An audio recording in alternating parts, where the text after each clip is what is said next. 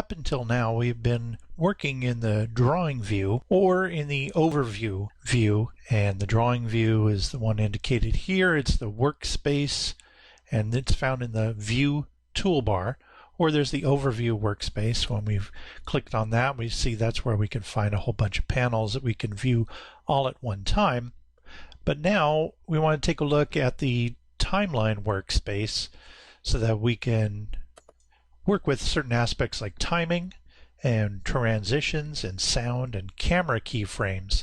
So this is what the timeline workspace looks like. It's very similar to the drawing workspace. Instead of little thumbnails, though, you have thumbnail drawings that are of different sizes, which indicates their different length or duration. And the first thing I want to show you, though, is that it's a little bit hard to look at in the magnification that I have now. So just like other workspaces, you can use the number 1 key to zoom out, and you can see everything gets smaller. Or in this case, I want to see what I'm doing a bit better, so I'm clicking on the 2 key to zoom in so that I can see my elements quite a bit better.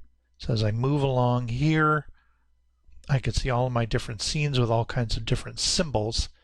So I'm going to zoom out a little bit more and just give you an overview of this timeline workspace. You can see over here is a time code.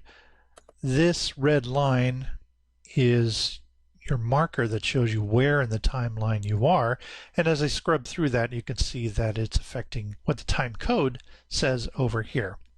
These are the panels. They are of different durations. They just look different so that we can move them around. Over here on the left, every time I click on a panel, it gives me information about that, what sequence, scene, and panel name or number it is. You can see at the top of this timeline, it indicates a little flag which act we're in, if you have acts enabled. And you also have an area here for showing you where you have different sequences broken down. The next line here on the left is the camera indication, and you'll notice that certain scenes have camera effects placed in there, and we'll talk about camera in an upcoming video, but there's a place for it on there. There's also a sound indication, basically a layer or more layers for your sound, and I have a soundtrack here, and you'll see that with this soundtrack we can actually work with the waveforms that we can see, all of those things. And there are more tools down here which we will show as we get through those particular features in the tutorials. Another feature of the timeline view is that there are specific toolbars in here that you're going to need for making animatics and controlling your timing. One of them is the playback toolbar, which appears when you're using the timeline workspace, and another is the sound toolbar.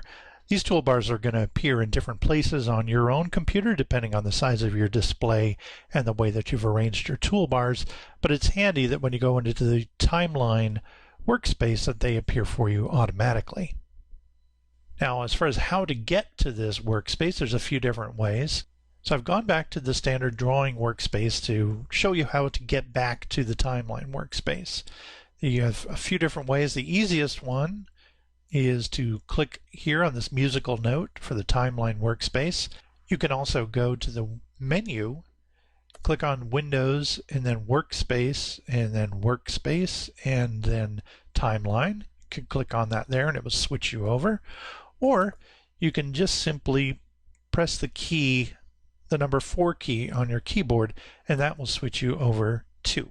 In the meantime, I'm just going to click on this musical note and we will shift back to our timeline workspace. While you're in this timeline view, you're also able to rearrange the panels within the timeline itself, just in the same way that you could do it in the drawing workspace. But here we'll just click a panel and drag it, and you can see with that little green bar that I'm able to drop the panels, essentially rearranging the artwork panels within my timeline just by clicking and dragging them. During the editing process, you may find that you want to split a panel into 2 different parts, and to do that, you'll take this time marker and place it wherever you want the split to occur. Then you can right-click on the panel and then go to Split Panel at Current Frame. So when I click on that, You can see now it has not changed the timing or affected any of the other panels, but where we used to have one panel here, now we have two. I'm going to click undo so that I can show you a different way. Again, I'm going to make sure my playhead or time marker is where I need it to be, and then I can go up to Storyboard and then split panel at current frame, and it does the exact same effect right there.